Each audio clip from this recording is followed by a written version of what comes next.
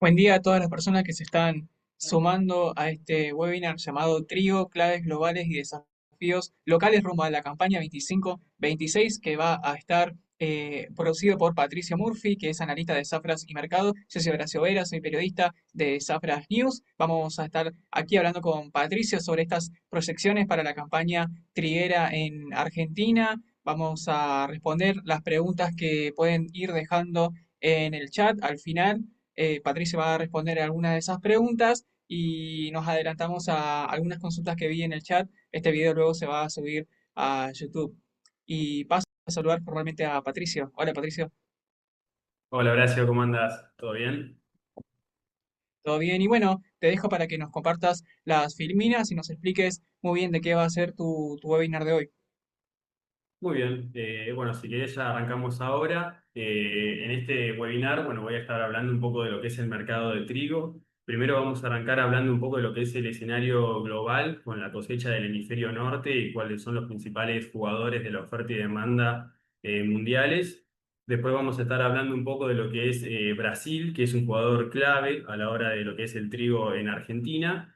Y por último vamos a estar analizando la campaña en Argentina local, el escenario local y cómo va a venir el trigo de acá de cara a lo que es la 25-26. Así que, bueno, si querés arrancamos ahora, ¿para eso te parece? Dale, perfecto. Listo. Bueno, arrancamos. Primero vamos, como dije recién, a ver un segundo, a ver si ahí está, ahora sí. Hablar un poco de lo que es el escenario global. Acá puse una imagen de la IA, de la inteligencia artificial, más que nada como para mostrar un poco lo que es ahora el panorama en el hemisferio norte. Estamos atravesando bueno, la cosecha de lo que es la gran cantidad de la mayor parte del volumen mundial que viene del hemisferio norte, de países como Estados Unidos, Rusia, Ucrania y la Unión Europea, que son los principales exportadores mundiales de trigo. Y esto, bueno, se ve reflejado un poco en los precios internacionales. Acá tenemos el mercado de referencia, que es el de Chicago. Podemos ver cómo se está presionando bastante a la baja los precios y se ve reflejado en las posiciones futuras y disponibles también.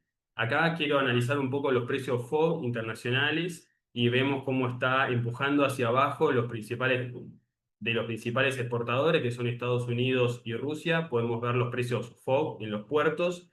En Estados Unidos que cotiza a 219 y en Rusia, que es el precio más competitivo del mundo en este momento, en $215 la tonelada, y influenciado principalmente por la cosecha y la alta exportación que están teniendo en este momento.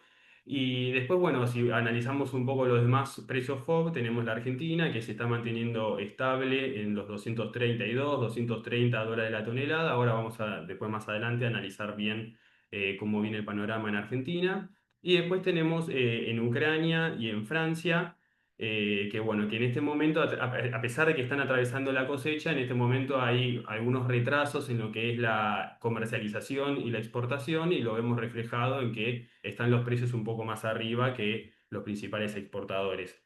Y después, bueno, para nombrar acá a Australia, que es un jugador también clave en todo lo que es sudeste asiático. Bueno, se ha ajustado en esta campaña un poco la producción, donde ha caído casi 3 millones de toneladas, y bueno, se ve un poco reflejado también en los precios. También acompañado por la baja demanda china, que es uno de los que más le exporta a Australia. Después, bueno, acá vemos un poco los valores de lo que es lo que fue el último WASDE. El Departamento de Agricultura, claro, de Estados Unidos, sube una vez al mes las estimaciones de producción, oferta y demanda mundiales, campaña a campaña, y se va ajustando mensualmente. Y acá, bueno, podemos ver, bueno, no tengo el puntero, pero bueno, se puede ver mi mouse quizás que, bueno, que la producción va aumentando año a año y, bueno, y comparado a la campaña anterior, la producción ha aumentado bastante, que igualmente esto fue acompañado por un mayor consumo y fue lentamente descendiendo lo que es la relación stock-consumo, y los stock finales acá se ve cómo fueron decayendo. Si bien esto es un factor alcista, es más para largo plazo. En este momento, la alta oferta mundial que se está ofreciendo ahora en el mercado está deprimiendo los precios. Después, bueno, acá tenemos lo que comentaba recién, los valores de producción. Tenemos, bueno, una importante producción en la Unión Europea comparado al año anterior, gracias a una muy buena campaña, principalmente en Francia, que va a producir un 30% más que el año anterior. En España también se espera muy buena cosecha. Bueno, como comentaba recién, Australia ha caído bastante, pero bueno, si lo ven a nivel global, se ha aumentado más de 8 millones de toneladas respecto al año anterior. Pasando un poco a lo que es Estados Unidos, en este momento se está produciendo la cosecha de invierno, que es el 70% de la producción de Estados Unidos de trigo. Vemos que la condición de cultivo es muy favorable, similar al promedio de los últimos años, y además el avance de cosecha también se está realizando a buen ritmo, ¿no? También similar a la media de las últimas campañas. Quizás lo que no está viniendo muy bien, que puede ser un poco alcista para los precios, es lo que es el trigo de primavera, el 30% de la producción de Estados Unidos, que viene con muy malas condiciones, ha atravesado un año, bueno, sí, una campaña bastante negativa con un alto grado de sequía, lo que se ve impactado en la condición de los cultivos, ¿no? Si lo comparamos con el año anterior, teníamos un 65% en condición buena y un 12 muy buena, y este año tenemos un 5 muy buena y 47 buena, o sea, notando que ha caído bastante la condición de los cultivos. Igualmente, si vemos un poco lo que van a ser las precipitaciones, las estimaciones de las precipitaciones para lo que, bueno, esto ya es julio, esto ya es el dato pasado, pero para lo que es agosto se ve que va a llover, van a haber buenas precipitaciones por arriba de lo normal, y más que nada en lo que son la región de las Dakotas, ¿no? Dakota del Norte y Dakota del Sur son los, bueno, los principales estados que producen trigo de primavera, así que se ve que hay buenas condiciones como para que mejore un poco la condición de cultivo que viene bastante mal. Y además de cara de que ahora ya dentro de poco ya se va a también empezar a cosechar lo que es el trigo de primavera. Acá se ve, bueno, acá arriba a la izquierda, como está hasta este momento la sequía en Estados Unidos, y la parte verde vendría a ser donde principalmente se produce el trigo de primavera. Acá vemos un poco la evolución de la producción y las exportaciones en Estados Unidos. Vemos que la producción es un poco menor comparado al año anterior, y las exportaciones se estiman que van a ser un poco mayores al año pasado y hacia el año anterior, y sin embargo igualmente los stocks en este caso deberían bajar, sin embargo suben según las estimaciones como se ve acá. Observamos que van a haber mayores stocks comparado al año pasado, y esto es porque hemos arrancado la campaña con elevados stocks gracias a, bueno, a la cosecha del año pasado, que fue bastante buena, y las bajas exportaciones que vinieron el año pasado hicieron que tengamos unos stocks iniciales, como se ve acá en el recuadro rojo, de un 22% superior a lo que fue el año pasado. Y eso nos va a arrojar mayores stocks comparado a lo que fue el año pasado, ¿no? 24 millones contra 23, un millón más de toneladas de stock final para la campaña 25-26. Esto, bueno, son todos factores que estarían empujando un poco a la baja, ¿no? El trigo en Chicago y en Kansas. Después, bueno, analizando la oferta desde el otro lado, en Rusia, vemos que también la producción es bastante mayor al año pasado, con 83 millones, 83,5 millones de toneladas, comparadas a 81,6 que fue el año pasado, 2 millones más de toneladas, y en consecuencia mayores exportaciones, ¿no? Acá tenemos 3 millones más de toneladas que el año pasado. Igualmente, hay estimaciones privadas, o incluso el mismo Ministerio de Agricultura de Rusia estima que la producción va a ser incluso mayor que lo que prevé el USDA, estimándolo por encima de las 86 millones, hasta incluso casi 90 millones de toneladas. Estiman que va a producir Rusia en esta campaña 25-26, que está cosechando en este momento a un muy buen ritmo. Lo que venía pasando en Rusia es que la comercialización y la exportación venían al principio de la campaña un poco atrasadas debido a los derechos de exportación y a que los precios eran muy bajos y era poco atractivo para los productores para vender, para comercializar. Pero bueno, este mes tuvimos la noticia de la quita de derechos de exportación que hubo en Rusia, y además que estas últimas semanas se estuvo devaluando bastante el rublo ruso contra el dólar, favoreciendo tanto al exportador, que tiene mayor margen, y al productor, que le están pagando más rublos por tonelada, y esto incentivó un poco la comercialización en Rusia, y ha permitido aumentar la exportación. Y esto lo hemos reflejado, como dije recién, con los precios FOB, que Rusia está teniendo los FOB más competitivos del mundo y está saliendo a exportar principalmente a países como el norte de África que demandan bastante. Pasando un poco a lo que es la Unión Europea, habíamos dicho recién que la producción iba a ser bastante mayor al año pasado, gracias a Francia, a España y, bueno, y otros países como Alemania, Rumania y Bulgaria también son jugadores clave que han aumentado bastante su producción. Y lo vemos acá en el gráfico que aumentó bastante más comparado al año anterior. Lo que igual está pasando, ya lo había comentado al principio, es la lenta exportación que está habiendo en este momento en Ucrania, que bueno, que no es Unión Europea, que sería Francia en este caso, y además Ucrania, fuera de la Unión Europea, también viene bastante lento con la exportación. Así que cuando finalmente se vuelque esta alta producción que ha habido, bueno, debería estar deprimiendo aún más los precios. En Francia ya cosecharon casi todo, avanzaron con un ritmo muy alto la cosecha, muy superior a lo que fue el año pasado y el promedio de las últimas campañas.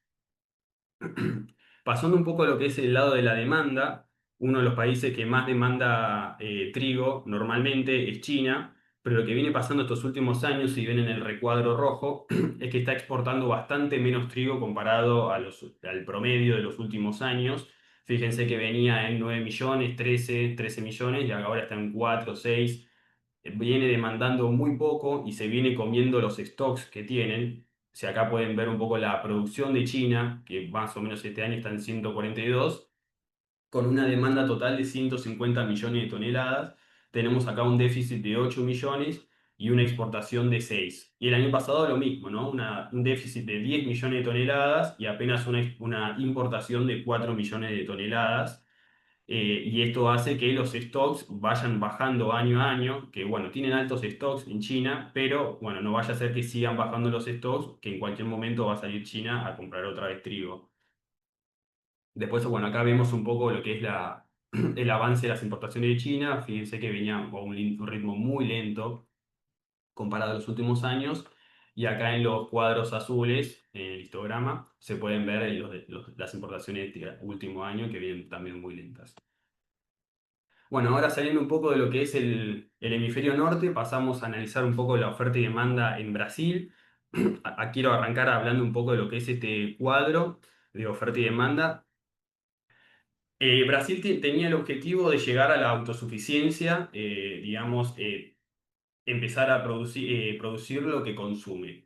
Y año a año lo iba logrando a través de mayores áreas de siembra y mayores producciones. Fíjense que acá a partir del 18-19, incluso antes también se veía cómo iba subiendo la producción de Brasil hasta llegar a las 11 millones de toneladas en el año 22-23 y había logrado una alta producción y una baja demanda de importación. Fíjense que el gráfico este que compara las importaciones respecto al consumo total habían caído hasta valores mínimos, pero estos últimos años, debido a una baja intención debido a una menor producción, a partir del 22-23 hubo una menor área sembrada y menor atractivo de los productores para producir trigo por los bajos precios, que no eran muy atractivos.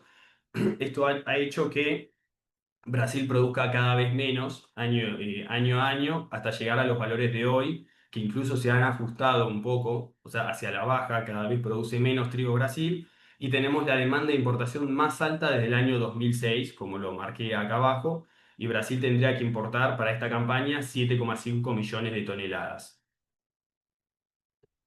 Acá lo podemos ver un poco en el cuadro de oferta y demanda, ¿no? La producción de 7,1 millones de toneladas y la necesidad de importación de 7,5, que en granos sería 7 millones de toneladas y medio millón de toneladas, equivalente a lo que sería harina. Y otra cosa que quiero remarcar acá en este cuadro de oferta y demanda es la baja relación stock-consumo que tiene Brasil. Ay, perdone que me falta un poco de agua. Eh, si se fijan en la relación stock-consumo de los últimos años, estaba en 30%, 21, 19, y ahora ha caído a 6%. por lo que le va a quedar muy poco stock a Brasil a lo que es el final de esa campaña. Gracias, acá el colaborador me trajo un poco de agua, me salvó. Bueno, tenemos una muy baja relación stock-consumo del 6%, así que no vaya a ser que Brasil pueda llegar a tener una mala campaña que, bueno, va a tener que salir a importar mucho. Vino otra colaboradora a traerme agua, gracias. Ahora tengo 2 vasos de agua. Sigamos un poco. Acá tenemos los principales importadores de trigo, que bueno, el jugador más importante es la Argentina, que más o menos está entre un 60 y un 70% de las importaciones de Brasil vienen de Argentina, más que nada por cercanía, porque tiene una mayor competitividad en los precios. Y acá se ve reflejado en las importaciones de los últimos años, ¿no? Argentina fue el principal jugador. Y bueno, incluso en la 21-22 ha llegado a importar de Brasil, el 90% de sus importaciones vinieron de la Argentina. Entonces, bueno, analizando recién el cuadro de oferta y demanda, vemos que había llegado a las 7, bueno, que esta campaña se van a importar 7 millones de toneladas y considerando que Argentina ocupa entre un 60 y un 70% de estas importaciones, estimamos que más o menos Brasil va a estar importando 4,5 millones de toneladas de la Argentina. Y acá, bueno, esto principalmente es, como dije recién, por precios, por competitividad. Acá vemos los precios, la paridad de importación, los precios CIF Molino. En Argentina tenemos los precios más competitivos respecto a Brasil. Uruguay también tiene precios competitivos, pero produce únicamente 1,5 millones de toneladas. La última campaña de Uruguay había sido un poco mejor, produciendo 1,7 y viene exportando a Brasil unas 700.000 toneladas. Y el resto principalmente juega la Argentina con precios competitivos. Si bien Rusia, como vimos recién, tiene los FOBs más bajos del mundo, bueno, por un tema logístico, por distancia, hace que los precios CIF terminen en 283, $284 la tonelada. Así que bueno, ya habiendo terminado un poco con Brasil, pasamos a analizar el escenario local. Todos sabemos que partimos de un otoño muy favorable que dejó perfiles hídricos, perfiles del suelo, muy bien cargados, con mucha agua. Acá si lo comparamos con la campaña del año pasado, para el mismo momento del año pasado, julio, fíjense cómo ha mejorado bastante el perfil del suelo en Buenos Aires, en la región del núcleo ha mejorado mucho y tenemos perfiles mucho más cargados y esto es muy favorable a la hora de la implantación de trigo para lo que fue mayo y junio, ¿no? Y en base a esto nosotros nos adelantamos al mercado e hicimos la primera estimación de producción de trigo, la intención de siembra, y de esa frase mercado la estimamos en 20,7 millones sí, millones de toneladas, la campaña 25-26.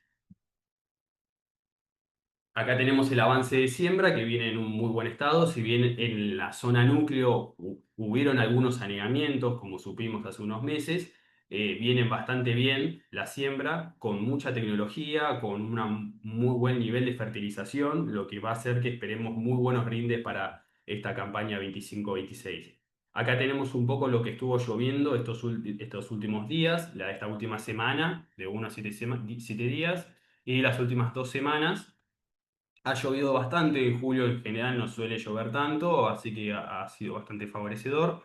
Y a esto le sumamos que, que además se pronostica que va a ser un año neutro, hay pocas probabilidades de que sea un año niña, y además que en primavera van a haber algunas precipitaciones que va a ser bastante favorable para, bueno, para el periodo crítico del trigo, que va a ser para esta campaña 25-26. Y por eso es que estimamos muy buenos rindes. Más allá de la producción, acá tenemos un gráfico de lo que son los stocks. Perdón, ¿eh? Ya habíamos dicho que, bueno, no lo había dicho, la campaña pasada, la 24-25, tuvimos una cosecha bastante buena de 19 millones de toneladas, que es lo que estimamos desde Zafras, y esto hizo que los stocks iniciales de lo que sería la campaña 25-26 ya sean bastante altos. Esto en realidad lo que estoy mostrando acá son los stocks iniciales de la 24-25, ¿no? Lo que es diciembre y enero, partimos de unos stocks de 12 millones de toneladas, que es un valor bastante alto comparado al promedio de los últimos años. Y en base a eso construimos lo que es el balance de oferta y demanda en Argentina, ¿no? Tenemos, gracias a los stocks iniciales de 4,9 millones, con la producción de 19, terminamos unos stocks finales, que serían los iniciales de la 25-26, en 4,6 millones de toneladas. Y eso le sumamos la flor de campaña que se nos viene ahora en la 25-26, y entonces vamos a finalizar con las exportaciones que estimamos en 12,6 millones de toneladas y la molienda, que es bastante estable año a año, como pueden ver, vamos a terminar la campaña con 5,7 millones de toneladas de stock final, que es un valor bastante alto comparado a las últimas campañas, si lo pueden ver, y un 29% superior a la campaña pasada. No, no, perdón, es un 24% superior. El 29% que vi abajo sería la relación stock-consumo, que también va a estar bastante alto al fin de esta campaña. Además de la alta producción, hablando un poco de la campaña 24-25, vemos que la comercialización hasta ahora ha alcanzado las 15 millones de toneladas. La comercialización sería lo que han de todo lo que produjeron los productores, cuántas toneladas se vendieron del total de la producción, que fue de 19 millones de toneladas en la 24-25. Vemos que hay un atraso en la comercialización llegando a 78-79% comparado al promedio de los últimos 5 años, que está cerca del 88%. Así que se ve que hay un ligero atraso. Esto tiene que ver un poco con el productor, que en este momento tiene márgenes que no cierran del todo y los precios tampoco acompañan y no tienen tanto incentivo para el productor para vender.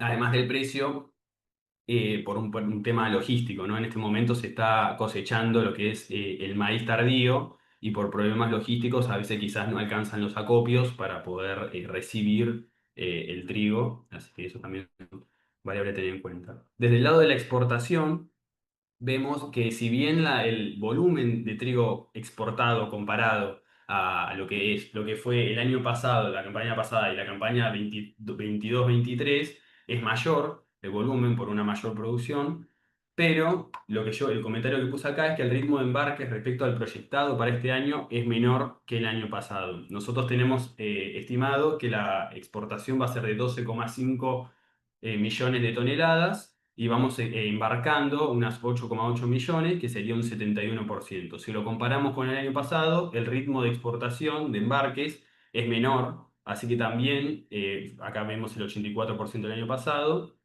así que vemos que la exportación, los embarques también están atrasados respecto al año pasado. Esto es explicado un poco por el margen del exportador, ¿no? Acá tenemos lo que es la capacidad teórica de pago de la exportación y el margen que termina teniendo, ¿no? Esto se construye a partir de los FOB, como dijimos, que está más o menos en $230 la tonelada, restando las retenciones, los gastos en comercialización, logramos un FAS teórico de $199. Y en este momento se está comercializando más o menos en la pizarra de Rosario o en cámara en 260.000 pesos, 259.000 pesos, que convertido por el tipo de cambio oficial nos daría un valor de $200. Así que esto nos daría un margen para el exportador negativo. Así que esto tendría que ser tendría que dar como una presión bajista para los precios porque el exportador puede pagar hasta $199. Así que también presionaría hacia la baja. Me olvidé decir que, bueno, me imagino que ya saben que las retenciones del trigo se extendieron de manera permanente. Antes iban a ser de 9,5% hasta fines de marzo y ahora se extendieron, pero igual hubo un impacto en los precios del trigo porque, bueno, por todo esto que venimos diciendo de la capacidad de pago del exportador y un poco de los márgenes del productor también. Y eso es lo que vamos a hablar ahora. Sabemos que el precio no es el mejor, no tenemos los precios que que pudimos tener el año pasado, los márgenes están un poco más ajustados, así que acá tenemos que apuntar por mayores rindes. Como dije recién, tenemos un muy buen perfil hídrico, tenemos lluvias que van a acompañar en los momentos más críticos y además con la tecnología y la fertilización apuntamos a muy buenos rindes, lo que nos permitiría tener unos buenos márgenes interesantes para los precios que tenemos. en un escenario óptimo de 45 quintales, que es bastante ambicioso, pero podría llegar a apuntarse en algunas regiones de la zona núcleo, obtendríamos márgenes de $153 la hectárea, sería en este caso. Y si además le sumamos una soja de segunda, los márgenes de la soja sería de $352, en un caso óptimo de 28 quintales la hectárea. De acá lo que hice fue comparar el trigo, soja de segunda, ¿no? Sumamos los dos márgenes y le restamos un arrendamiento de 14 quintales la hectárea.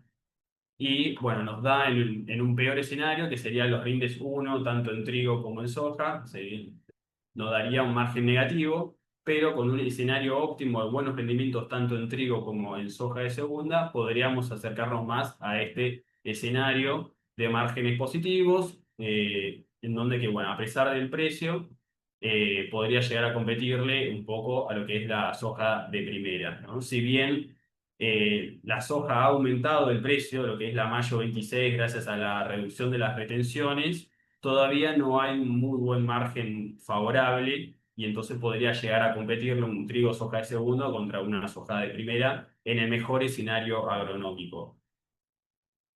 Y por último, quería analizar un poco lo que es el pase julio-diciembre, si bien que vendría a ser la diferencia entre el futuro de julio contra el futuro de diciembre. Si bien el futuro de julio ya venció, esto es más o menos los valores que fuimos teniendo en julio. También podríamos hacer la misma comparación del precio disponible contra el diciembre, porque el disponible también ronda los $200, está muy cercano a lo que es diciembre.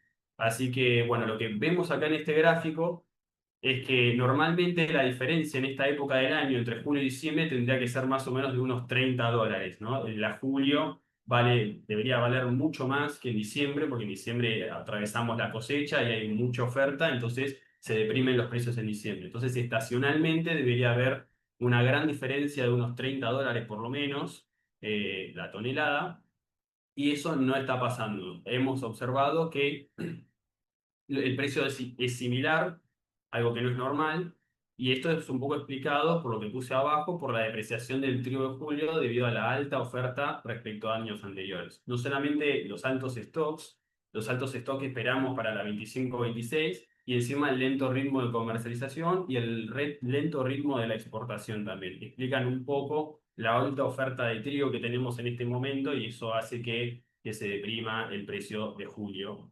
Y por eso es que observamos este pase que no es normal. Así que, bueno, en conclusiones de este webinar, primero, bueno, analizamos un poco el panorama global, observamos la presión de cosecha en el hemisferio norte, caídas en los FOBs internacionales, principalmente en Rusia y en Estados Unidos, que están bastante competitivos en este momento. Una cosa que me olvidé decir es que, bueno, si en Argentina estimamos que se van a exportar 12,6 millones de toneladas y 4,5 van a ir a Brasil. Las otras 8 millones de toneladas que estimamos que Argentina va a tener que exportar van a tener que salir a competir contra el resto del mundo, contra los valores bajos de Estados Unidos y Rusia, y eso podría presionar un poco más hacia la baja los precios FOB, que tienen que competir contra los principales exportadores. Además, vimos un aumento en la producción mundial, un atraso en las exportaciones en Ucrania y Unión Europea, una baja demanda de China, que es el jugador clave en la demanda, con la caída de sus stocks. Y desde el punto de vista local, todavía tenemos mucho trigo viejo por vender, ¿no? Con altos stocks, lenta comercialización y lento ritmo de embarques. Una gran producción estimada para la 25-26, gracias a un buen perfil hídrico y un buen escenario climático. Y después, bueno, una mayor demanda de Brasil porque está produciendo cada vez menos trigo, pero esto no va a ser suficiente porque vamos a tener una alta oferta de acá a diciembre. Y por último, bueno, analizamos un poco los márgenes del productor y del exportador, que en este momento están bastante ajustados, y el productor va a tener que apuntar a tener mayores rindes para lograr no sé, unos buenos márgenes favorables.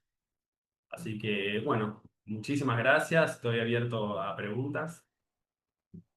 Así es, gracias Patricio por tu explicación, quedó todo muy claro. Ya hay una pregunta en el chat, de hecho Andrea pregunta si el gran aumento de producción en la Unión Europea, si se sabe cuáles son los factores. Al gran aumento de la producción europea.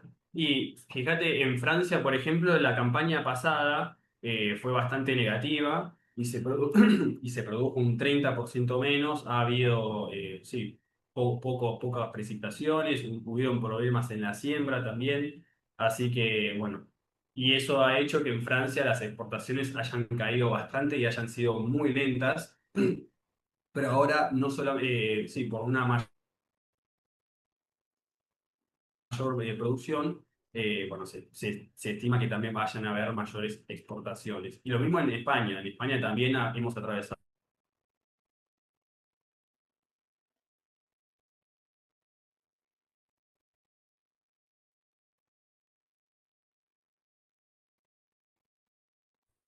no sé si hay alguna más.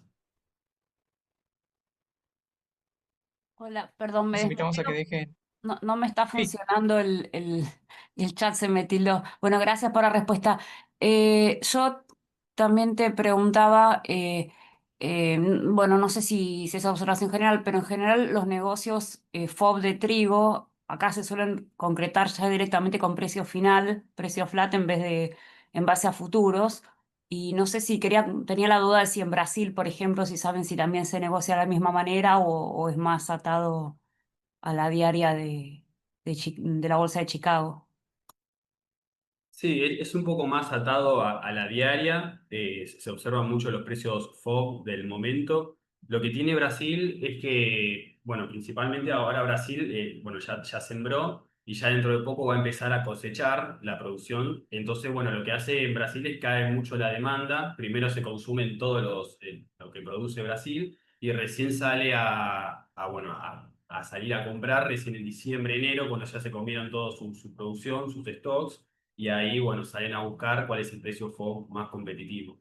Pero bueno, principalmente es Argentina, Uruguay, un poco Paraguay, y si, bueno, si no, según la zona, según si es en San Pablo o en Fortaleza, a veces cambian un poco los precios IF y conviene más importar un poco más del lado de Rusia.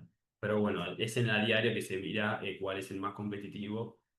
Y bueno, nosotros en Zafra, de la parte de Brasil, se releva todos los días. hay una pregunta más en el chat de Juan Pablo. Pregunta si se revirtió la baja de 200.000 hectáreas en superficie, hablando de siembra fina.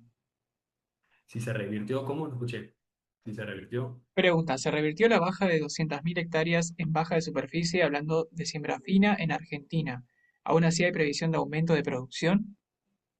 Sí, hubieron algunos ajustes. En la bolsa de Rosario había ajustado, había puesto muchísima, creo que había puesto 7,2 millones de hectáreas y debido a los anegamientos que, bueno, había nombrado, si se ajustó un poco la producción. Nosotros iguales de Zafras habíamos estimado un poco menos, habíamos estimado unas 6,2, 6,4 millones de hectáreas y en este caso estamos apuntando a mayores rindes porque bueno, por el escenario climático y la fertilización que se ha aplicado, así que sí, más o menos nosotros la estamos estimando en 20,6 millones y bueno, no la hemos movido de ahí por el momento, ¿no? Si bien la bolsa de Rosario ajustó, nosotros por el momento estamos firmes en 20,6.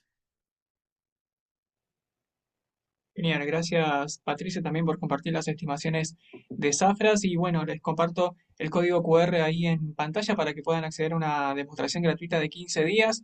Pueden acceder ahí a los informes, a los videos que realizan los chicos.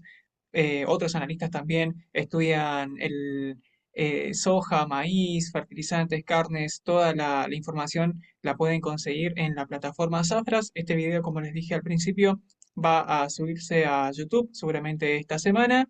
Y bueno, si no quedan más preguntas, bueno, te agradecen, Patricio, por toda tu explicación, quedó bastante claro.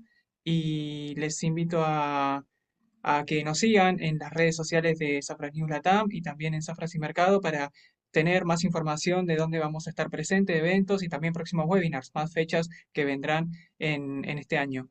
Gracias, Patricio. Muchas gracias, hasta luego.